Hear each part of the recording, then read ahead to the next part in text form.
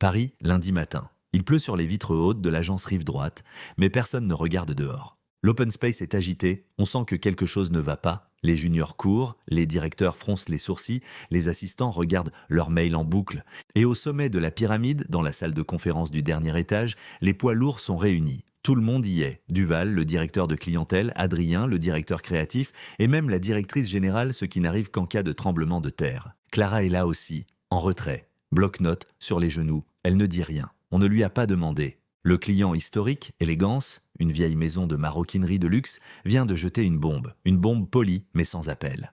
Vous avez 2 semaines pour nous proposer une campagne qui relance vraiment la marque. Sinon, on ira voir ailleurs. Le client ne menace pas, il constate. Et dans l'agence, c'est le déni qui répond d'abord.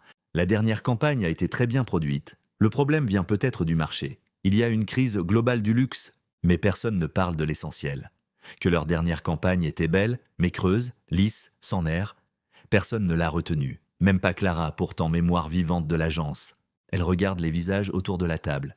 Des gens intelligents, talentueux, mais fatigués, prisonniers de leurs propres habitudes. Elle sent quelque chose, une envie de secouer tout ça. Mais elle se tait, elle est juste la secrétaire, non? Clara rentre chez elle ce soir-là, le dossier Élégance coincé dans un coin de son sac, comme une graine encore non germée. Il est 20 heures passées. Elle habite à Montrouge, dans un 2 pièces sous les toits, modeste mais lumineux, le genre d'appartement où chaque objet a été choisi avec soin, comme elle. Elle pose son manteau, se sert un thé, allume son ordinateur et elle rouvre le dossier, pas celui que l'agence traite. Le sien, celui dans sa tête. Elle fait défiler les anciennes campagnes, toujours les mêmes images, des sacs posés sur des tables en marbre, des mannequins figés, parfaits, vides, des slogans prétentieux comme des affiches de musée. Puis elle cherche ce que les jeunes disent de la marque sur les réseaux. Et là, le contraste est saisissant. Élégance? Bof, c'est la marque de ma mère. Joli sac, mais c'est coincé. Trop sérieux, trop cher, trop... Pas moi. Clara se redresse. Elle sent un frisson. Elle tient un fil. Ce n'est pas une question de produit. C'est une question de ton, d'image, d'attitude. Elle bascule sur TikTok, Pinterest, Insta. Elle regarde ce qui marche, ce qui buzz, ce qui casse les codes. Et soudain, une idée jaillit. Claire, audacieuse, irrévérencieuse. Et si Élégance arrêtait de parler à tout le monde pour ne parler qu'à ceux qui assument? Et si le luxe n'était plus une posture froide, mais un pied de nez élégant? Elle griffonne sur un post-it. Trop classe pour plaire à tout le monde? Puis elle imagine un spot, un vrai. Pas une pub figée, mais une séquence de vie. Des gens qui prennent la marque à contre-pied, une ado qui tague un sac, une grand-mère qui l'achète parce qu'il a du chien, un mec en jupe qui le porte avec fierté. C'est osé, c'est inattendu, c'est juste. Elle ne dort presque pas de la nuit. Et à 4 heures du matin, elle ouvre PowerPoint, fait un plan, pose ses idées, dessine. Même mal, parce que parfois, il faut oser gribouiller là où personne ne vous a demandé d'écrire. Le lendemain matin, l'agence se réveille comme toujours. Trop de café, trop de bruit, trop d'urgences qui n'en sont pas vraiment. Clara arrive tôt. Elle a mal dormi, mais l'esprit est clair. Elle tient son dossier contre elle comme un secret trop gros pour rester enfermée. Elle hésite, 10 fois. Puis quand elle le croise dans le couloir, elle prend son courage à 2 mains. Monsieur Duval. Costume anthracite, regard pressé, téléphone greffé à la main, le directeur de clientèle, intouchable, intouché. Clara s'avance. « Excusez-moi, monsieur Duval, est-ce que je peux vous montrer quelque chose? Une idée pour Élégance ?» Il s'arrête, lève les yeux, son regard dit « Tu me fais perdre du temps ». Mais sa bouche dit poliment « Une idée? C'est gentil, Clara, mais le brief est complexe. On a des équipes dessus, c'est pas si simple. » Elle insiste doucement « Je sais, mais j'ai travaillé dessus cette nuit. Ce ne serait pas long, juste un coup d'œil. » Il soupire. Jette un œil à sa montre. « Écoute, Clara, je suis sûr que c'est très bien, mais c'est pas comme ça que ça marche. Il y a un process, des validations. Et bon, tu sais, chacun son rôle. » Un sourire cordial, un petit hochement de tête, et il s'éloigne. Clara reste là, dossier en main, le cœur un peu lourd. Elle vient de se heurter à ce mur invisible qui sépare les idées de ceux qu'on écoute. Elle retourne à son poste, range le PowerPoint dans son tiroir, mais au fond d'elle, l'idée ne veut pas mourir. Alors elle regarde ailleurs, cherche une faille, une fissure dans le mur, et elle pense à Chloé. Dans l'agence Rive Droite, il y a 2 types de gens, ceux qu'on écoute et ceux qu'on interrompt. Chloé, elle, fait partie des seconds, graphiste talentueuse, entrée par la petite porte après un stage mal payé. Créative, rapide, mordante, mais trop brute, trop instinctive pour les anciens. Elle propose, mais ses idées ne passent jamais le filtre Duval. Clara le sait, et c'est peut-être pour ça qu'elle attend que la pause déjeuner passe, que les couloirs se vident, puis elle glisse doucement à l'oreille de Chloé. « Tu pourrais m'aider à mettre en forme une idée? J'ai pas les bons outils, et j'aimerais vraiment que ça ressemble à quelque chose. » Chloé lève les yeux, curieuse. « Une idée? Pourquoi? Pour Élégance. » Chloé fronce les sourcils. Elle a vu passer le mail de crise, entendu les soupirs, les théories fumeuses. « Attends, toi t'as bossé là-dessus ?»« Oui, hier soir, toute la nuit. » Clara sort une feuille pliée, un croquis mal scanné, des notes griffonnées à la main. Elle explique. Le slogan, le concept, l'ambiance. Et Chloé, en silence, sourit.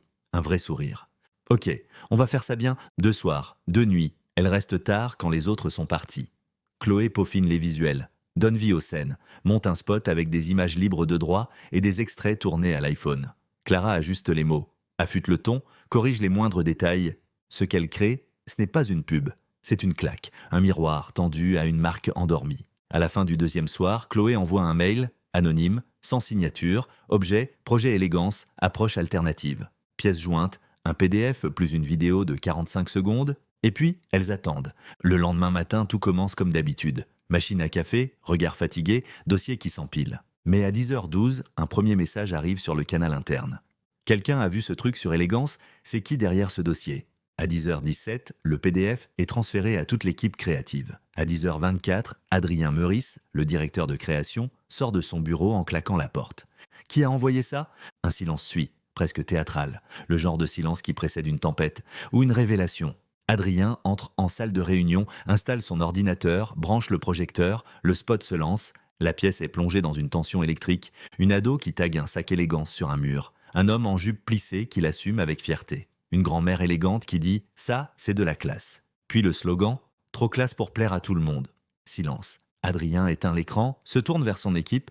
C'est brillant, c'est drôle, c'est vivant, c'est risqué. C'est exactement ce qu'on n'a pas osé proposer jusqu'ici. Duval, lui, fait la moue. C'est un peu clivant, non? Et puis qui a fait ça d'abord? On ne va pas présenter un projet venu de nulle part. À cet instant, Clara est dans la pièce, debout près de la porte, venue pour déposer un compte-rendu. Elle hésite, puis lève la main. C'était moi. Enfin, Chloé et moi. Silence, glacé. Coupé au couteau, Adrien la fixe. D'abord surpris, puis intrigué. Duval, lui, éclate de rire. Quoi? Notre Clara nationale? La secrétaire créa maintenant? Tu t'es cru chez Mad Men? Mais Clara ne recule pas.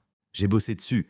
Parce que je crois qu'on peut faire mieux, et parce que le client mérite une vraie prise de risque. Elle tremble un peu, mais elle reste droite, et dans le regard d'Adrien, un déclic, il vient de reconnaître quelque chose qu'il n'avait pas vu depuis longtemps, l'instinct. 3 jours plus tard, salle de présentation, mur digital, lumière tamisée, café trop fort, le client élégance est là, 3 représentants, un directeur marketing en costume 3 pièces, une chef de produit au regard perçant et un jeune chef digital fraîchement débauché d'une start-up. Adrien présente d'abord les pistes classiques, des visuels léchés, une femme en tailleur beige sur fond doré, des slogans polis comme du marbre, le client sourit, mais poliment, trop poliment. Et puis, Adrien annonce « Nous avons une dernière piste, plus risquée, plus audacieuse. Elle vient d'une initiative interne, mais elle a retenu toute notre attention. Silence. La vidéo démarre, Clara au fond de la salle n'ose même pas respirer. On voit l'ado qui tague un mur avec un logo élégance détourné, un sac dans un skatepark, une grand-mère qui dit en souriant « Ce sac c'est moi en 1962 ». Un mec en robe qui dit juste « Je suis pas classique, ni mon sac ». Puis le logo et le slogan « Trop classe pour plaire à tout le monde ». La vidéo se termine, la salle reste muette, le directeur marketing lève les yeux. Qui a fait ça? Adrien répond, droit, une secrétaire et une graphiste, hors process, mais dans le vrai. Un instant, le client ne dit rien, puis un sourire naît. Le jeune chef digital glisse, ça c'est de la bombe, vous venez de réveiller la marque, bravo. Et la chef de produit ajoute, c'est ça qu'on attendait, pas une pub, une prise de position. Le verdict est sans appel. Le client valide tout, spot, visuel, slogan. Élégance garde, rive droite, et augmente même le budget pour la campagne. Le soir, l'agence est en liesse. Tout le monde se félicite. Mais au fond, beaucoup savent que la vérité est ailleurs. Le vrai déclic venait d'un duo qu'ils n'ont pas vu venir. 2 femmes qu'ils n'ont jamais écoutées, jusqu'à aujourd'hui. Quelques jours plus tard, réunion d'agence, grand open space. Tout le monde est là. Les juniors en basket, les directeurs en col roulé, les créas en noir, les commerciaux, avec leurs carnets Moleskine. L'ambiance est légère, électrique, encore portée par l'écho du succès. Le client a renouvelé pour 3 ans. La campagne fait le tour des réseaux. Élégance est redevenue désirable, jeune, vibrante. Au centre de la salle, Adrien prend la parole. Il ne lit pas de notes. Il parle avec ce ton rare chez lui, sincère. On a tous vu le résultat. On a tous senti que cette campagne était différente. Ce n'était pas juste du bon travail. C'était une secousse. Un rappel qu'une idée n'a pas besoin de costume pour exister. Il marque une pause, se tourne vers 2 personnes au fond de la pièce. Cette idée, elle vient de 2 talents qu'on a trop longtemps ignorés, Clara, Chloé. Clara sent des dizaines de regards se tourner vers elle. D'habitude, elle prend des notes dans l'ombre. Aujourd'hui, elle est sous la lumière. Adrien continue. Clara passe aujourd'hui au planning stratégique junior. Elle aura son mot à dire sur tous les briefs à venir. Et Chloé devient directrice artistique adjointe à compter de maintenant. Quelques secondes de silence, puis des applaudissements. Des vrais, des longs. Pas ceux qu'on fait pour être poli. Ceux qu'on fait quand on est impressionné. Duval, lui, ne dit rien. Il tape doucement sur son smartphone. Il sait qu'il a raté quelque chose, mais le train est déjà reparti sans lui. Clara, elle, ne sourit pas trop. Elle observe, elle intègre, elle avance. Parce que pour elle, ce n'est pas la fin, c'est le début. Aujourd'hui, Clara n'est plus la secrétaire de personne. Elle a un bureau, une carte de visite, un badge avec un nouveau titre. Mais surtout, elle a une voix. Et dans un monde comme celui de la pub, c'est plus rare qu'un bonus de fin d'année. Elle donne son avis en réunion, elle signe des concepts. Elle est citée dans un article de stratégie sur le renouveau des agences parisiennes. Et parfois, dans les couloirs, elle entend des choses, des gens qui disent « Elle a eu de la chance, elle était au bon endroit, au bon moment, elle a juste trouvé une idée qui a marché. » Mais elle sait les nuits blanches, elle sait les portes fermées, les sourires condescendants, les silences gênants, et elle sait surtout que les meilleures idées sont souvent celles qu'on n'ose pas écouter, jusqu'au jour où elles deviennent incontournables. Un matin, elle passe devant la salle de réunion où tout a commencé. Elle s'arrête, regarde cette grande table où elle n'avait pas le droit de parler, elle sourit, parce qu'elle se souvient exactement du moment où elle s'est dit « Et si j'y allais quand même ?»